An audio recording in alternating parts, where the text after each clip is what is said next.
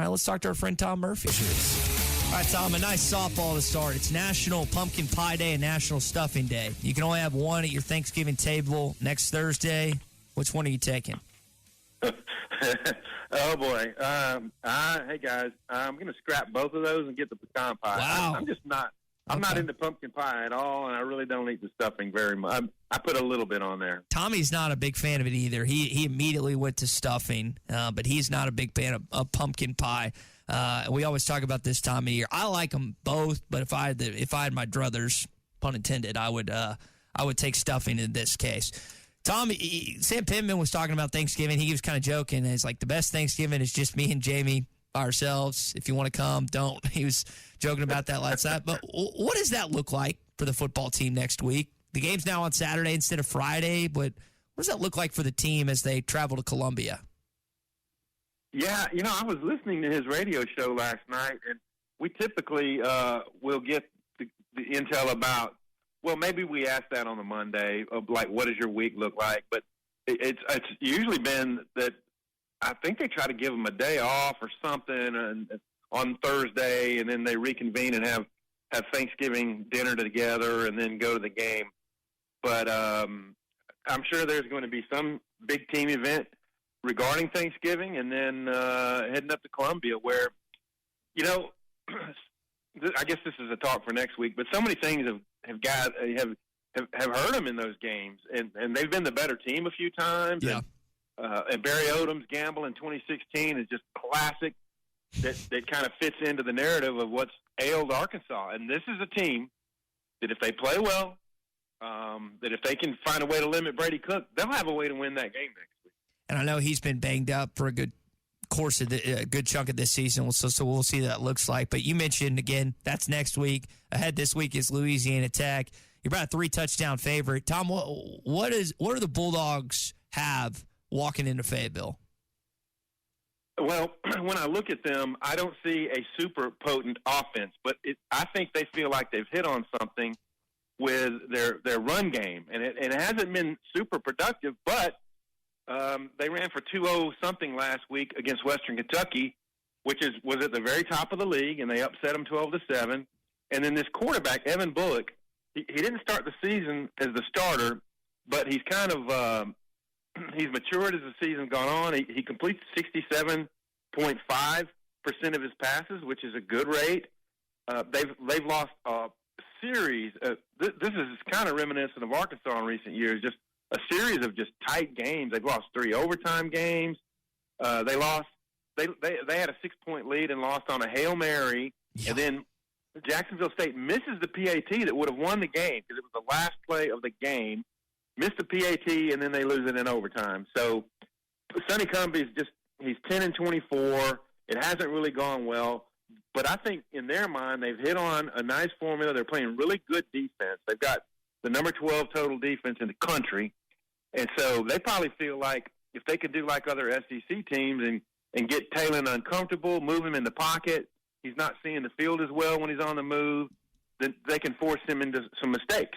And so to me, Arkansas has got to establish its run game and then be able to run whenever they want to. And it's going to be tough. They've got this 200-pound linebacker who they run like a 3-3 stack, but the one guy he's hard to get to, and he diagnoses and he runs and makes plays, and that's Colby Fields. So it's going to be a 3 touchdowns, in my view, feels a little high, but who knows? When the Razorbacks are really on point, the first half against Oklahoma State and some other games, mm-hmm. they can look pretty good. So what we've seen of the Razorbacks, it's hard to predict exactly what we're going to see because they've had games like UAB where it just took them a while to get warmed up, Yeah, you mentioned the run game. Coach Pitman last night talked about the full complement of his running back room, and I'm assuming that includes Bran Russell, who didn't play in the last game. How much could we see of him on Saturday, Tom? Well, he's supposedly fully healthy, but when Quentin Jackson was completely healthy, I mean, you think through the first 5 or 6 games, unbelievable. He was averaging.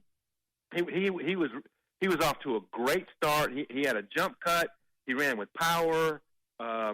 He missed a few pass pros and things like that, but but his running was phenomenal, and that's why Dubinion and Russell weren't playing as much.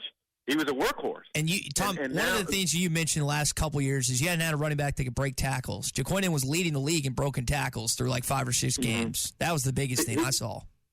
He was, and so him at his best is your lead back. Now Dubinion has played well. He's a good pass catcher. I think he's willing on pass pro, and he knows what to do. So he'll get his playing time. But Russell, in that one game, that Mississippi State game, he ran over people. He had not had a tackle for loss until he ran into the LSU or Ole Miss game. Had a couple of tackles for loss. So he's quality too. They have a good deep offensive backfield. Talking with Tom Murphy this morning, Whole Hog Sports, Arkansas Democrat-Gazette. Tom, I don't know if you caught Lane Kiffin's comments this week about the SEC championship game, but he alluded to some coaches he had spoken to that are like, I don't know if I want to be there. If you're an SEC team, do you want to be in the SEC championship game with 2 losses with the potential to hit number 3? Well, so without divisions now, you're only going to have 1 or 2 lost teams for the most part in that game. So it's going to be a 2-loss team that maybe doesn't have as great a resume. Let's just say it was Tennessee in it. And in Texas, if they get upset by A&M, they might make the playoff, but they don't have a great resume. So I think it would be a 2-loss team that gets in there that doesn't have a great resume that needs to win it to assure a spot in the playoffs. When we look at what the playoffs are setting up to be this year, you can see the SEC and the Big Ten are going to push for straight seeding and not giving a 2-loss champion of the Big 12 or ACC a bye, because Miami or whomever wins the SMU, whoever it is that wins the ACC, is not going to be as well regarded as the second, third, maybe fourth place teams in those other 2 conferences. And the same with BYU, Colorado, or Arizona State. One of those teams is going to make the playoff very likely, and the others might not, but they're going to get a bye as well. So my answer is it's an extra game. It's a game where you can get hurt, and what does it do? It makes money for the SEC coffers, and you get to hoist the SEC championship trophy. But the way the game has evolved, the next games coming up are more important unless you need it to get the automatic bye into the playoffs. Tom, I wonder for the conference as they look at the first inaugural 12-team college football playoff. I know the expectation is they'll move to 9 games starting in 2026. But if you get 4 or 5 teams in this year, next year, what's the point?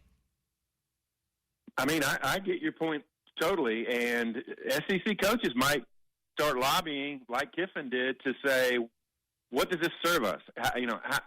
What purpose? And it's a big money maker for Atlanta. Whoever hosts it, the conference gets some money off of it, I'm sure. Mm-hmm. The TVs, they want it. It's an extra game, extra eyes on a big game.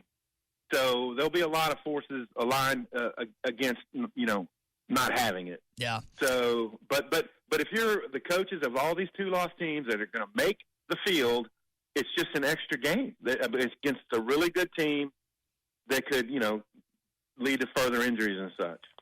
Tom Murphy with us here, Whole Hog Sports, Arkansas Democrat-Gazette. Tom, what do you think Arkansas, how do you think they did in the transfer portal this year between Taylor Green, JaQuindon Jackson, Xavier Sori is probably the biggest defense to get.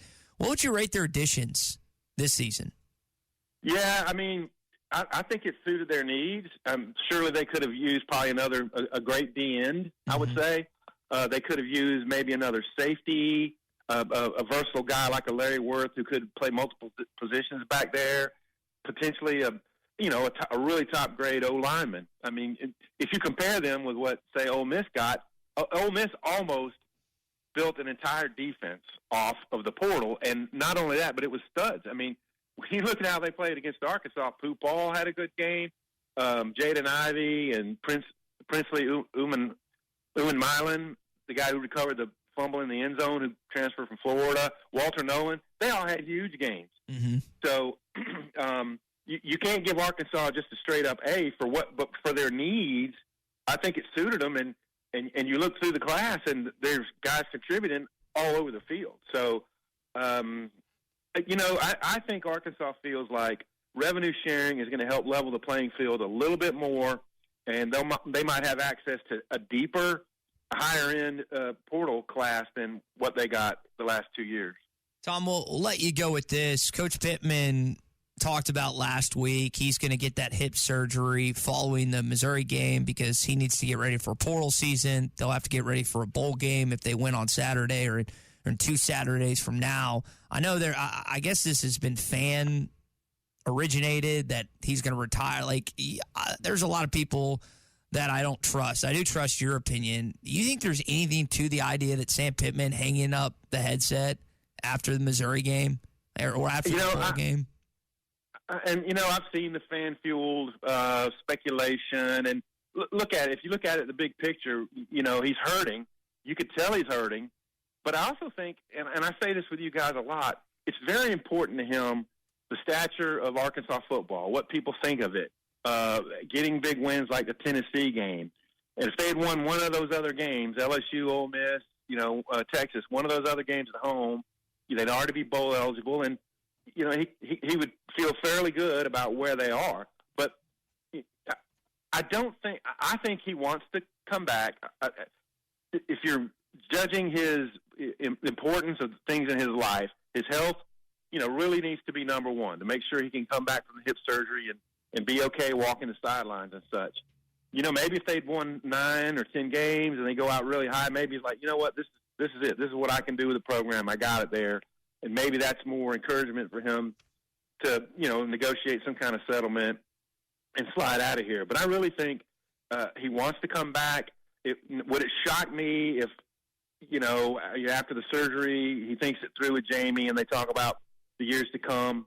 It would not shock me if they end up, reaching a settlement. But I really think he plans to come back and see if he can't build with the upcoming changes to college football and get Arkansas in an even better place. BetOnline is the world's most trusted betting platform and your number one source for online betting. From the earliest odds to in-game live betting, BetOnline provides you with all the action and the ability to watch the games as they happen. With the largest selection of odds on everything from football, NBA, and college basketball, NHL to UFC and MMA.